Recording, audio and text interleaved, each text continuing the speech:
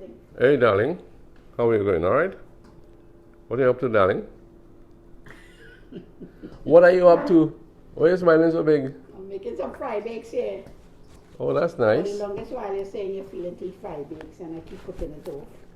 Very So I nice. thought I'll surprise you. Well, you're really surprised, me, girl. I say I come in to read for you, but that's nice. Well, that would be good company. While I work here, you read it. That's great. Yes. Well, I'm glad you're making something that's real simple, girl. Because you've been busy these past days, really busy, with all your pastel making and all your effort to have a little get together last Saturday. And then termed it a big fat lime. That was really nice. You look very nice, Louise. Thank you. Thank you. You always do. You always do. Yes, so this fry bake here, Uh, I make my fry bake a little bit different. I use milk as Okay. well as butter. So in like 4 cups of flour, mm, 2 tablespoons of baking powder, 2 ounces of margarine, and 1 cup of milk to 1 cup of water. okay. So you mix the milk together and the water, a teaspoon of sugar, a teaspoon of salt. Very So you nice. mix all dry ingredients together, you work in your butter, and then you start kneading. So you came out here when I have already done that process, Oh my. and now I'm in the process of about to fry it. You should have called me, Louise. You wanted to surprise me? So with 2 pounds of flour, we're gonna get 2, 4, 6, 8 fry bakes. Very good. So if you 8 fry just- bakes between 2 of us, that's 4 bakes each? My goodness. You're getting that for breakfast too, brother man. And if it is one a man, you realize what's going on, you have break for 4 days. 4 days. You're real a strategist, man. Because this bake doesn't have any yeast in it. Mm-hmm. And as you know, it's with the butter and the milk, you get a nice crisp bake. Okay. It's different to the light bakes. With the light bakes, you need to eat about 2 or 3 or 4 or 5. Yeah, and the there's fluffy, piece in the it, fluffy kind. ones, Oh, yes, yes. But this is one a man. One so a you man. See, I bake for a couple of days. And there's only one man here. So, yeah, so. Mm-hmm. You fighting up in the stove again, girl? Mm-mm. Don't worry, you'll get a new stove for Christmas. Christmas just gone, you know. Oh, gosh, Louisa. What you will do is, we are going to have them ready so when the frying start, they Mm. have already been, opened out. Mm-hmm. So we will work on at least 4. Right. Enough for dinner, right? Mm-hmm. So what were you going to read? Well, I was thinking, To read something from Lyndon's book? I don't know, I really don't know. Well, just Linda wanted me to do a live on some of the things, in Ghost of Korah. I have 2 stories in Boy Days. I don't know really what to do. I just brought it out. But I have been reading Samuel Selvan's Ways of Sunlight, and I really enjoyed it. I'm not too familiar with Samuel Selvan, but I tell you, his writing is exceptional. good to know Yeah. we have good local Caribbean writers. Of course. Very good. Yeah, that flower look really, really decorative hanging out there, girl. You got the stove going? Yep. Very good for you. Electrician and all. Yes, Lancy. So, what about the book you wrote on in Boy Days, Flowers for Father? I'm considering doing. Linda wants me to do a live on it, but I'm not sure. Because that is a very emotional, realistic, touching story about giving Father the flowers while he's alive. It can be mothers too. Yeah, it could be mothers too. And that seemed to be something now that we're not too sure how it's going. Long ago, children seem to have been more committed to parents, taking care of them, having them in the home while they are ill. But now with the rat race of life, it's easier to put your loved ones in a home, eh? Well, you know, people have a lot of commitments now. Let's weigh out the argument. Yeah. People have a lot of commitments, you know. There are a lot of single parents, and sometimes they end up back with their parents also. You know, back in the old homes. It's a little tough to decide what to do with an alien parent, eh? For instance, if I get really very, very sick, I would hate to think that you have to really, I mean, you've done so much for me already over the last 3 years. And if I get chronically ill in the future, I would hate to see you go through that. So if you decide to put me in a home, what can I do about that? I would gladly welcome the fact that you don't have that burden. But remember to visit me. That is the best thing you can do. And then a lot of people, you know, they have Alzheimer's. I mean, it's hard to take care of these cases. But once you get a professional caregiver, a home that really gives good care. Yeah, but you know, somehow when you I mean, it's unfair to compare. Yeah. But when you think of homes away, when you go away and you go to visit people's parents in a home, it's like a hotel. Well, these people probably have a lot of money too, eh? Because it's not. It's very costly. Yeah? It's costly. You could see a Trini really, you know, developing that kind of home here. And I mean, the price might be exorbitant. What would they do? You know what I mean? Yeah. So, I don't know. Let's hope for good health in the future, and we don't get to that stage too early. Yeah, you know. But if you were to be, you know, critically ill, I would hate to put you in a home, Louise. I think I will do my very best until until I'm not able. I appreciate that. Yeah. Well, you know, like right now, Lasagna's, right now, Melissa's mother is ill, and the family are really rallying together and supporting. Yes. So it's good to know that. Yes. Yeah. You know, one of the problems too is that you find that not every member of a family might be able to come forward because of location, you know, commitments, otherwise. Yeah. But, and then there are a lot of disabled people too who have not made it into homes, but, you know, it's tough for them. It's tough for them. I believe that there's a disabled association. I don't know how it works. Disabled association? Yeah, an association for disabled people. Sorry, not a disabled association. So what? It's like a caregiver? No. This is probably an association. I should have done some homework on it, right? But I don't know how they collect money and who they help. But we will just hope that, you know, the right things are being done with them. Whether it's a case of them getting money, you know.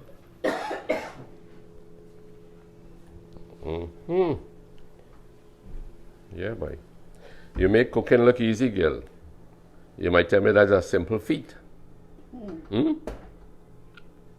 So what are we having with that? Ham and eggs. Ham and eggs. That sounds like breakfast, girl. At 6:15 in the evening, that sounds like breakfast? Yeah, well, if you want fry bake. What is best? You want cheese instead? I gotta watch that intake of cheese, girl. I gotta watch that, yeah. Saltfish buljol, but I don't have no tomatoes. You come like the time when Lasana was asking Lucas, how you make what was that again? Pone? Cassava pone? Yeah. He said, Uncle, how you make cassava pone? He say, boy, you have to first get the cassava. And Sana say, uncle, you have any cassava? I can't remember how old Sana was at the time, but, you know. Uncle, yes, what else you need? Well, you need, what else again, Louise? Coconut. Coconut. He say, uncle, you have any coconut? Lucas said, listen, boy, you only have the idea. Oh, dear. But Asana is a good cook and so is his wife, eh? Oh, yeah, man. They have the stripes, man. Mm-hmm. So how do you find this bake looking? It looks really good, man. It looks really good. You ever thought of, putting up a little sign and saying, No.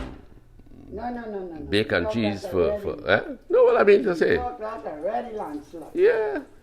That's a supplement the day I go into a home, you know. So you see, this actually looks like one a man. Yes, boy. But I'm being very generous to see if he could really handle more than two. Who's that, me? Yeah. Louise, let's start with one. But here this now, you remember Frankie, my brother, my twin brother. Right. With the moustache. Uh-huh. He came here for the weekend, so I made fried bake with the good saltfish buljon. Uh-huh. And I say, Frankie, this bake, we call this one a man. Mm-hmm. He said, Louise, one a man, one bake could never fill my belly. The man eat three one a man, you know. Way, what a man. What a man. Yes, Not one yes. a man, no, what a man. Anyway, he said it was quite a challenge to really eat three. Mm-hmm. It is quite a But what would be your favorite dish to go with this bake, given the ingredients available? What would you? Ham and eggs. You like ham and eggs? Yeah. Mm.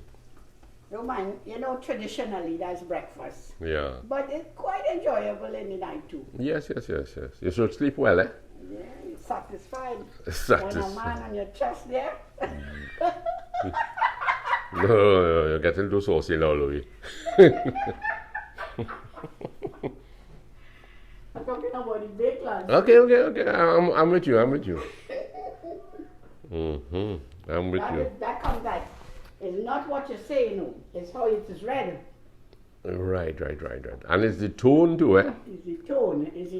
The tone, the tone. If one a man, and what is it? One a man, and you will sleep well. Tone is really... Talking about tone, what are you saying, sorry? Tone is really could make a conversation humorous. Yeah. Or could make it disastrous. Yeah. Sometimes it's not what you say, it's how you say it, and that is the tone. Mm-hmm. And many times, that is where communication can turn into quarrels. Right. Because the tone sometimes, Yeah. the body language that you give off, that is when, somebody could get angry and, upset, and the whole conversation go berserk. Mm-hmm. Because it is the tone causes it to go off. So really and truly, when you're communicating with each other, you have to be so careful about your tone. Mm-hmm, definitely. Some time ago I read a book and they were saying for good conversation, for good communication, there are two things that are very important. Okay. And that's timing and tone. Timing and tone. Timing and tone could destroy a conversation. Okay. For example, a woman at home as a housewife, she is upset over maybe the children did something, or one of the children was rude, or whatever. Mm. And her husband is at work. Maybe he's in a job that very demanding. Mm-hmm. He might have come out of a meeting. Right. Very upset. And then he faces a traffic jam. Mm-hmm. And he reaches home. And as he walks through the front door, the wife says, I want you to deal with this child, because she's too rude. Mm-hmm. And one or two things he could do. Get so upset and angry because your timing was bad. Beat the child to death. Mm-hmm. Almost.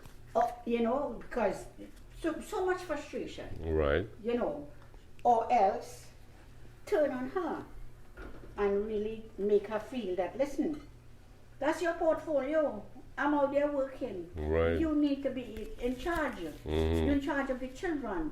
I mean, I will come in, but you can't approach me as I walk in the house. You know how much traffic it had on the road? Mm-hmm. You know how hard it is to come out of a meeting with everybody displeased with the decision you made. No. I ain't able with that this evening. I can't take that. Timing. Yeah. She has a good point. Yes. She's frustrated too, you know. She's frustrated. Right. And she has a good point, and she just wants solution to the problem. Yes. So she looked to her husband, but her timing was very bad. And then her tones might be too aggressive. And then the tone too, you know. Yeah, the frustration has brought on an aggression. Yes. And the tone just, you know, ignited something. And then she's feeling that he have it nice and easy, you know. Uh-huh. You know? But I don't know if you ever heard the joke about this man who felt his wife had it nice and easy being a housewife. Uh-huh. And then man, he felt that she was so lucky. She just home and cooking and seeing about the children, and he was so hard. Must be the same man who come home frustrated, you know. He must have thought this housewife too happy and, you know, and she offloading. He's so stressed out. So anyway, he prayed, and let's leave praying out of this. Mm-hmm. He wished that he could be a wife. Wow. Let her go out to work, and he would stay at home and take care of the children. Because he thought she had it easy. Okay. And hunky-dory, and she thought he had it easy and hunky-dory while she was home slaving away. Okay. So, she come home. So the first day, she went out to work, and he got up, had to make breakfast, take the children to school, drop off one at the kindergarten, the other one at elementary school, and the other one at high school. Traffic. Comes home, has to cook lunch, right? Then go back out and meet the children. Wow. Again, pick up the first one, right. Pick up the second one, pick up the third one. Traffic jam. Bring them home, has to make sure they have their dinner, make sure they're bathed and dressed, do home lesson. Boy, and she went out to work, and she was like, also, this is not an easy life. So anyway, after a week, he was sure and convinced he wanted to be the man instead. Let her be the housewife. He got to understand and appreciate it's not easy. So, my girl, going and coming, no responsibility, husband doing everything, you know? But pressure on the job, eh? Right. So, after a week, he said, again, you know, he made intercession. Now he wants to go back to work. He wants to be the man, and he wants to go back to work. And he said, well, sorry, you'll have to wait 9 months because you're pregnant. Oh, gee whiz. Praise God! Because now he have to drop. He have to drop his child to school and make breakfast and all of that. But he also had morning sickness. Yeah, morning sickness. Well, I am very happy with my role of others. You stay with the Pybigs. Oh gosh, isn't that something, Nancy? Yes. Well, you know, one of the areas of tone too that really helps is humor. Let us talk about tone. I like that subject. Yeah, you know this thing they call humor. Yeah. Humor is important in life. You see, where you give this joke here, and you went through the process of, you know, having me on the edge of my seat trying to figure out where's she coming from, right? And it's a funny ending. But humor is very important, eh? Yes. Then too, they say that formalities also produce a strange tone. I mean, if you're on the job, your boss calls you, you're discussing a problem, formality might be necessary. But in the home life, to be too formal with your partner and your children, that and your children too. Yeah. You'll scare the life out of them, Yeah. Yeah. You have to be friendly. You have to, when your children start to grow up, you cannot talk to them with a tone as though they are children. Yeah. Because when children are small, sometimes in your voice you have to let them know, hello, listen. You listen to me. But when you have teenage children, you cannot use that same yardstick to talk to a teenager and make her feel that she's he's still a little child in your sight. Yeah. You have to recognize that your children are growing up. And then when your children marry, more so, you have to be so careful. Because they now have their own family. Yeah, you can't talk down to a child or make them feel they have to do what you say. And the boy would be very resentful, eh? Yeah. And the girl will also be planning, I can't wait to get out of here. You understand? Yeah. Yeah. Formality is a strange thing, you remember that book we had? I can't remember the name, if it was Mr. Briggs? Yeah. Is it Mr. Briggs? Yeah. He was a lawyer, and he had such a formal attitude, even at home. And there was very little communication with he and the kids as, a jovial father. And, and he treated his wife with such formality that it strained the place. Yeah, and although he was a good provider, that's the thing. And they were not in want of anything. But there was no humor in the home. There was too much formality. What about respectfulness, really? Well, I mean, tone could be discerned. Respectfulness could be discerned in the voice, eh? Yeah. Or a lack of respectfulness. Yes, it will. Disrespect will reflect in your tone. Mm-hmm. Because you will come across as though to be disrespectful is you almost feel like you don't know what you're talking about. Mm-hmm. So some way you will come out and say something like, you really know what you're talking about? When I was a little fella going to school in Tunapuna EC, I remember once the principal, we both got there almost the same time, and we were the only two on the compound. You want the principal? Yeah, and he said to me, he was a big man, wearing his jacket, and he said to me, boy, and boy, I almost jumped out of my pants, boy, what's your name? And to tell you the truth, Louise, that voice alone, that tone alone, scared me. Mm-hmm. And I said, eh? He said, no, boy? I said, because no. But what happened is I think I kind of freaked out, His tone. Yeah, his tone frightened me. Anyway, he said, you pick up all the paper around the schoolyard. He made it worse for me, Yeah. I avoided reaching early next time. Then let's talk about enthusiasm, Louise. Yeah. You see, like how you are enthusiastic about this fry bake here? Yeah. I could hear it in your tone that you are anxiously trying to give me this meal. Your enthusiasm to help, which is what you did on Saturday, right? Yeah. Which you continue to do as days go by. But it has 50 years, 51 years. Oh gosh, yeah, boy. Enthusiastic. Yeah, you always were enthusiastic. That's great. That's really, really great. Your tone could discern emotion. But and it could go on either side, Nancy. Of course. you know, your partner, if your partner unenthusiastic, you will eventually be unenthusiastic too. Yes, of course. So if one is being unenthusiastic, the other one has to perk up and say, okay. But you might get tired of doing that, Lou. That's the point, you know. A person might be tired trying to reach out to change the tone of the atmosphere.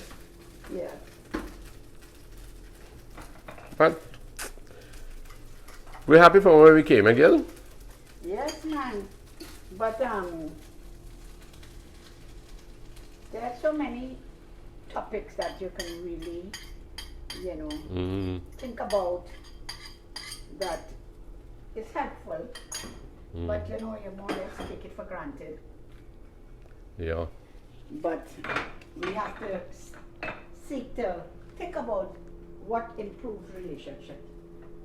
And if communication is one of them, you have to know how to communicate effectively. Yes.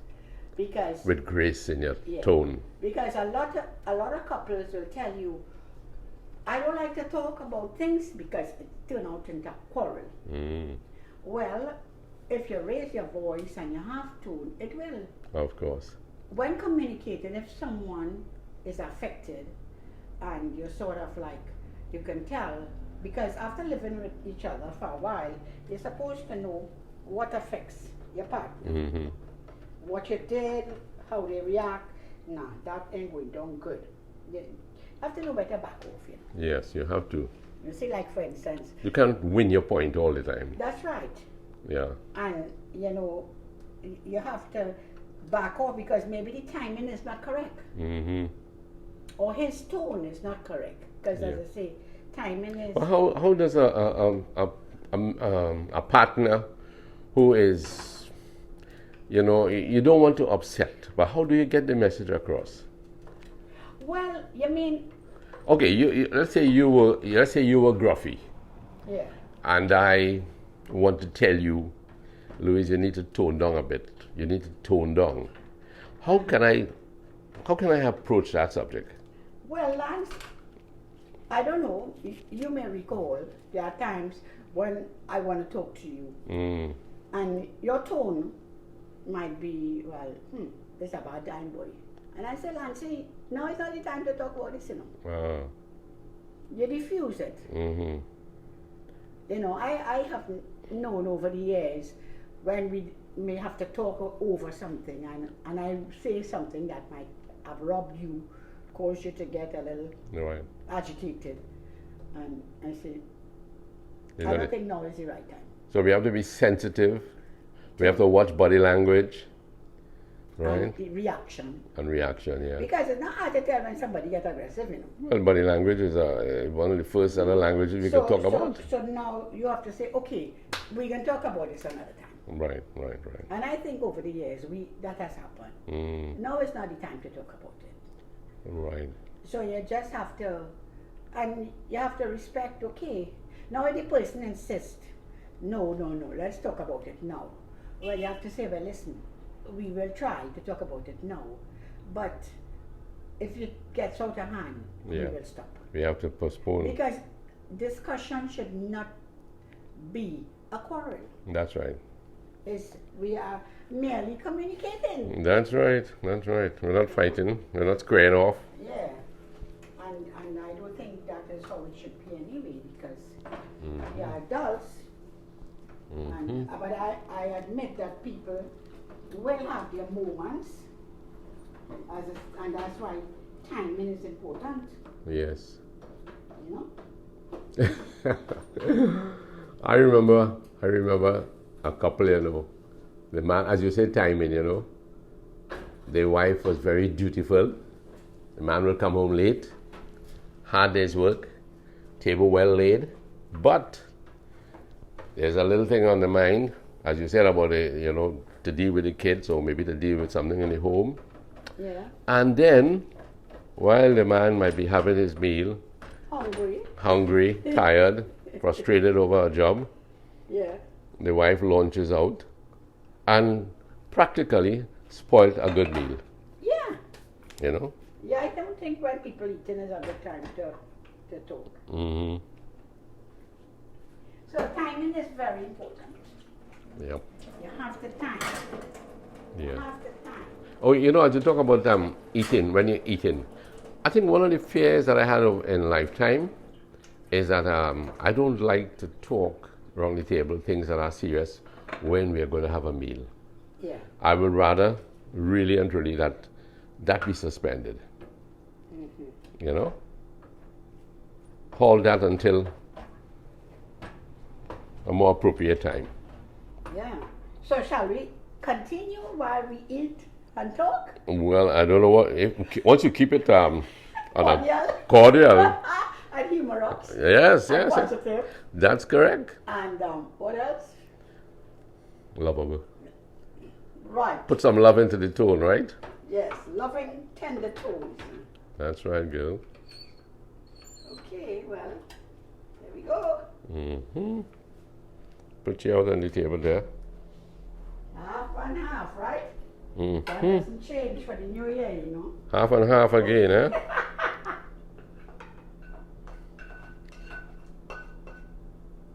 That looked like a bit of half here, boy.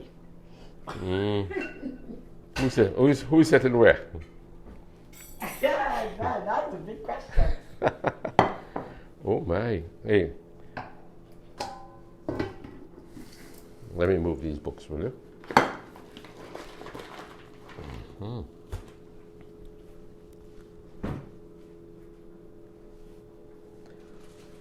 You know, talking about tone, I would really have liked to call somebody and ask them what they think about tone, you know? And this matter of tone. But I would really like to call somebody who is humorous. Huh? Yeah. Not somebody who is really, you know, down in spirits. A bit of cheese too, Louis? Of course. No cheese is your second name. Cheese, boy. Where's the cheese? Yeah, boy. Got it? You know, even in primary school, you know, I went from first standard to second standard, third standard, and then for some odd reason they gave me a skip to fifth standard, and that was way beyond me. And in fifth standard, when the teacher would say, "Lads, come on, answer this question here," well, you know, I froze. Yeah. That was it, eh? Not too much, please, Louis. Not too much, not too much. You expecting somebody else?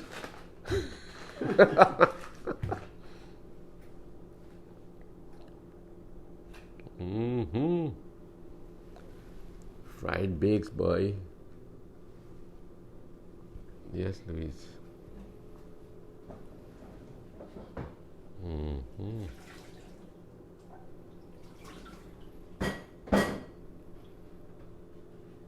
Nice to see you working, man. Again. So where am I going to sit, Lancy? Right here, right here. You're going to sit right here. You Good. better go on the table then. You could do that, yes. Bring them. Okay. Mm-hmm. You sit here, over here. You sit there, right?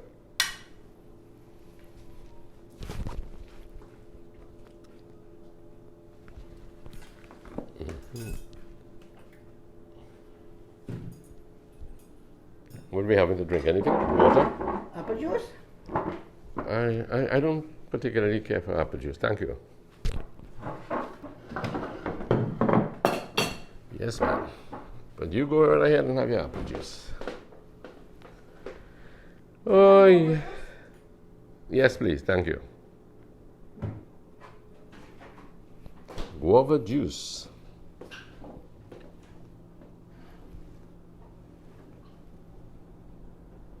Nice to have a nice looking woman looking after you, eh? For 51 years, girl, Louise. You did well. That's nice.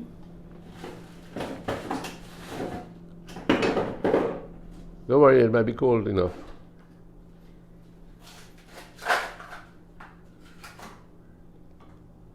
Kind of thick. It's okay. Let's just drop a block in it.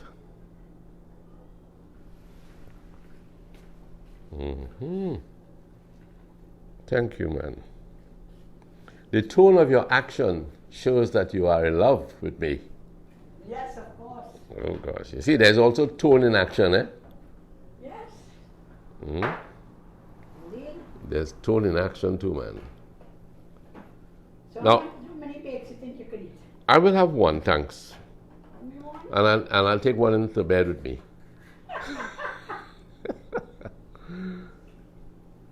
Mm-hmm.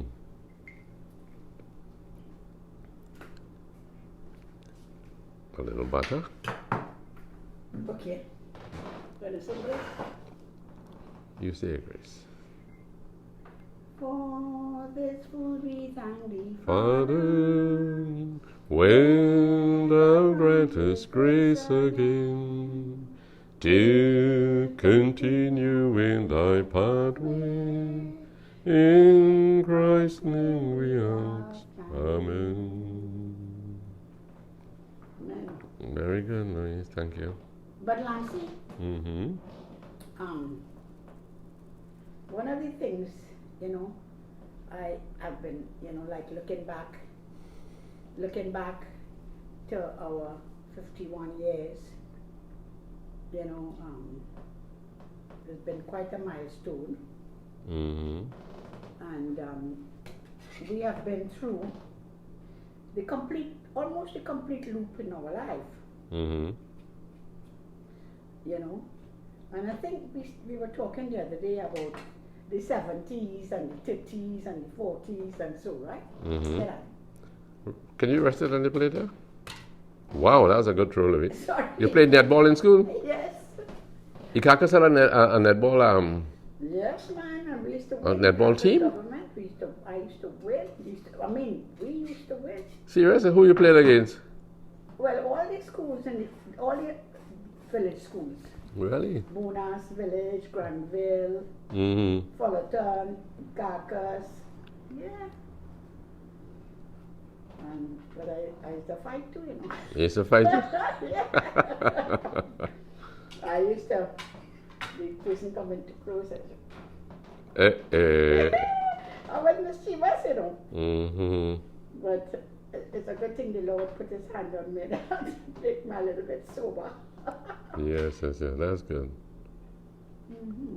How's it tasting? Good? Delicious. Okay, I'll tell you what I will do. I can see myself over there in that mirror behind you. Mm-hmm. So I will stand to give you an ovation, and I will demonstrate.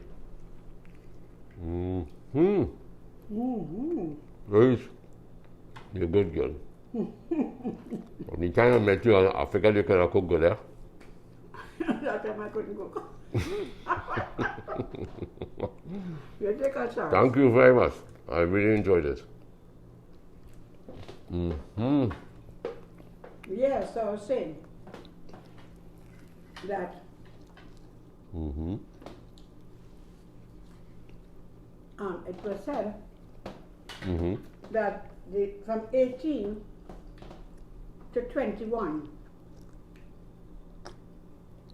is the best years in your life. Mm-hmm. 18 to 21. And that is really true. Because at 18, Mm-hmm. you know who you are. You have a fair idea where you want to go Uh-huh. and what you want to do and what you want out of life. Mm-hmm. You get a boyfriend or a girlfriend. Mm-hmm. I was 19 when I met you. By 21 we were married. You're rusting soon. Hmm? You're rusting. Yeah. And it really is the best part of your life if you really look back. Because life was blissful, Mm-hmm. You had your first child, you became parents. And then they say, after that, it's not as, it starts going down a bit. And to the form, because now you have other children, greater responsibilities, bigger responsibilities, more commitment, and right on to 40. Right on to 40 is a lot of adjustment in your marriage. Because at 40, you would have had grown children. They would have gone through secondary school. They'll be in university. I mean, at 42, I was a mother-in-law. And at 45, I was a grandmother. So it's different phases in your life, and each phase is brand new, you know? Right. Like, I remember when I became a mother-in-law at 42,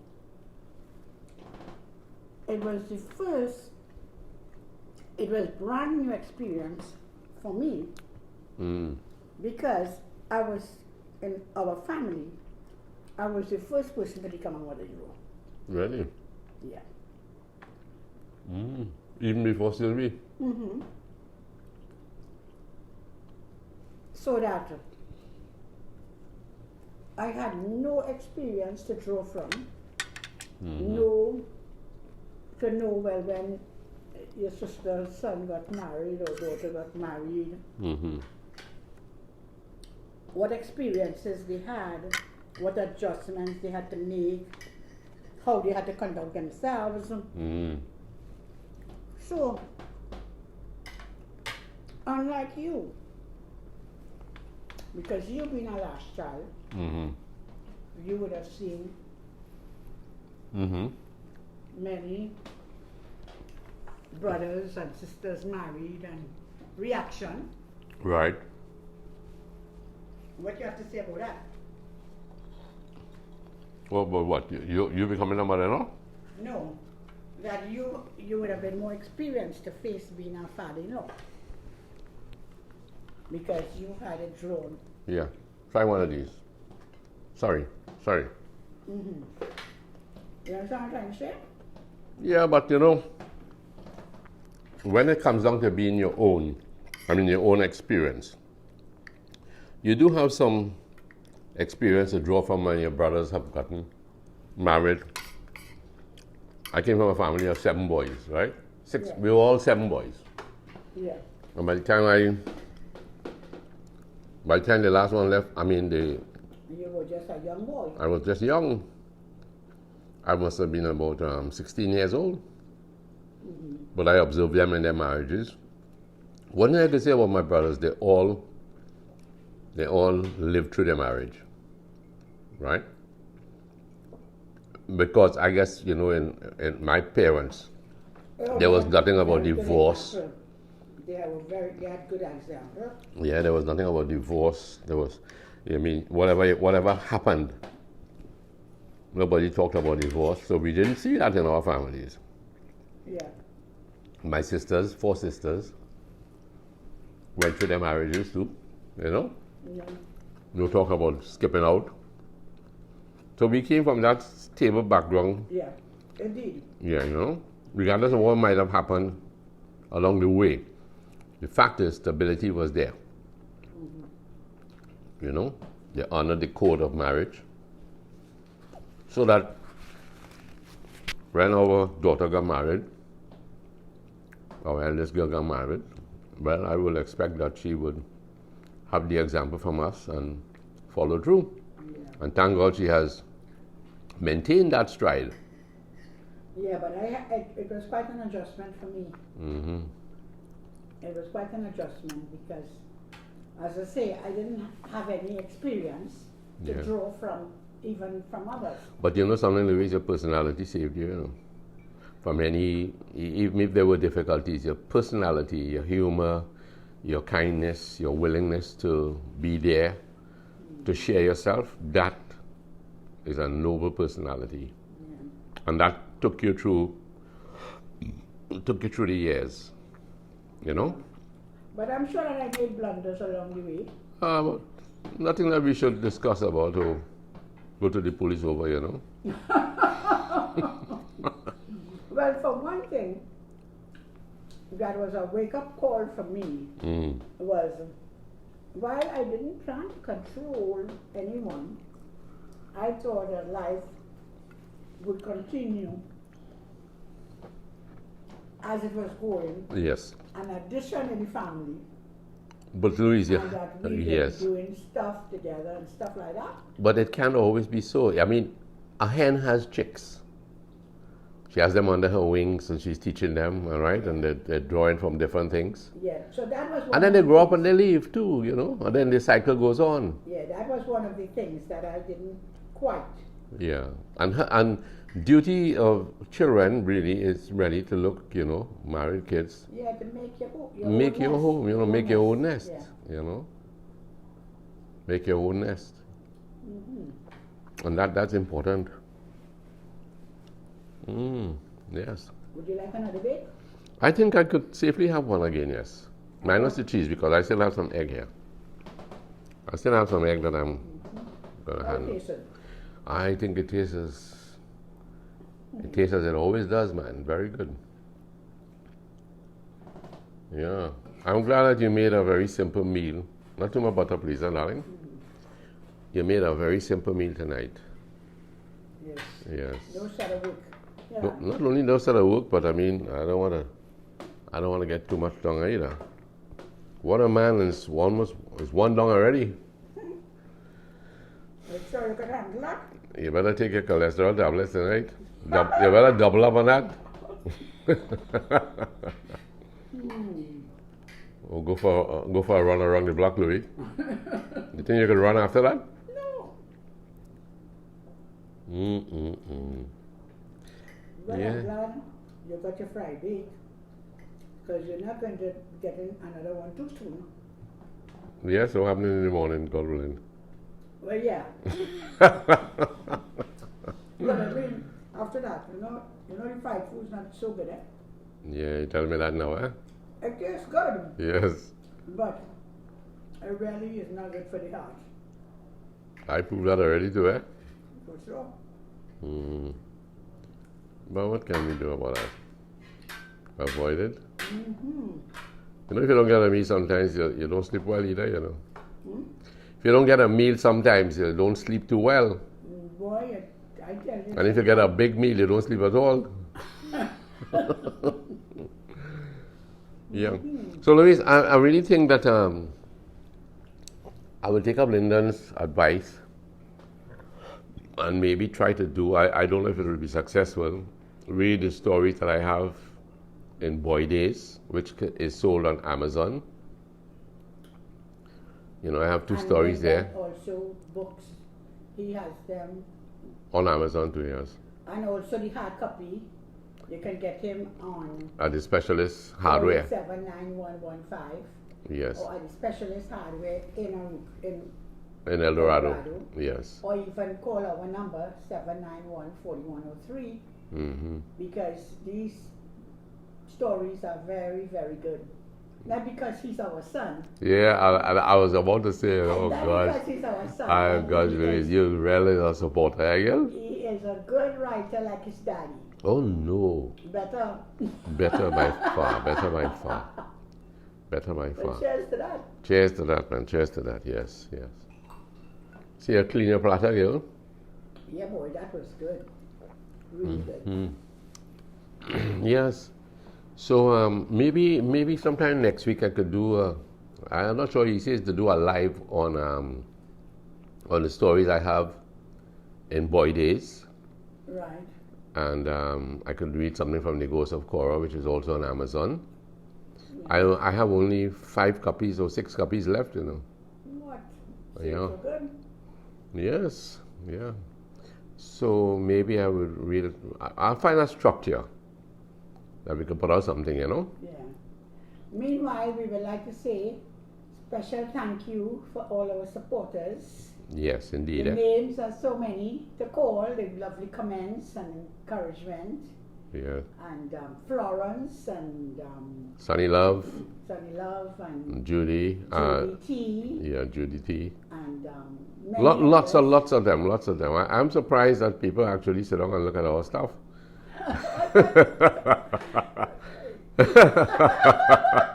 Are you being modest?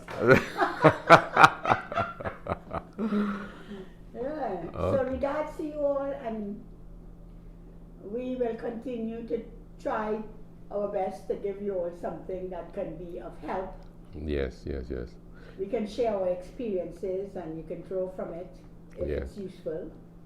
And we want to say also that we hope Ellis's mother recovers from her illness, and we feel for them down there in Erin.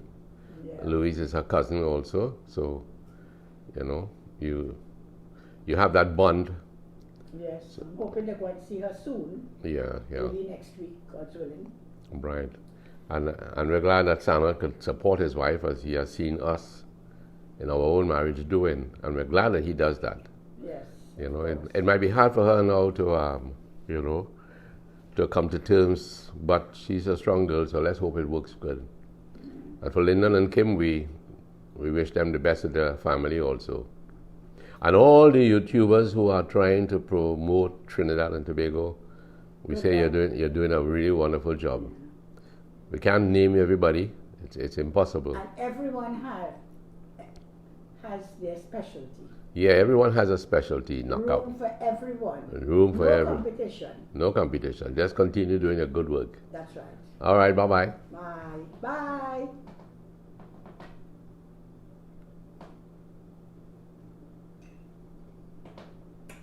Hold on.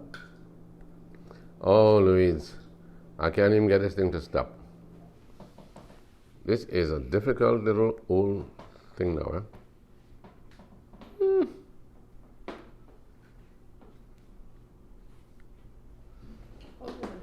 I don't know.